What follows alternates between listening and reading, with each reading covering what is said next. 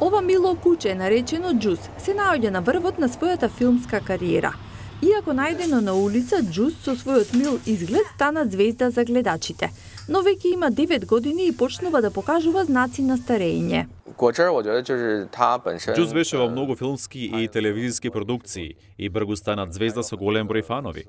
Тоа е вид на интелектуална сопственост и има социјално влијание, затоа и сакавме да го задржиме за понатаму. За да го постигне тоа, кинеската компанија Синоген го клонираше кучето. Новото бебе Џус се роди во септември и представува речит пример за насоката кон која се развива кинеската биотехнологија. Едниот пазар за клонирање во Кина ќе биде многу голем. Се повеќе сопственици сакаат многу подолго да бидат во друштво на своите миленици. Генетската технологија е во подем, но за потребите не се развива доволно брзо. Кина е меѓу светските лидери во генетската индустрија, а владата инвестира милиони во нови компании за биотехнологија во Кина, но и низ светот.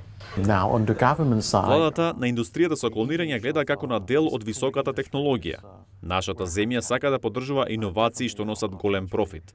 Сигурно е дека ќе поддржуваме научници кои работат на полето на биотехнологијата. Но клонирањето сладки кучиња е една работа, а играњето со гените може да биде и контроверзно.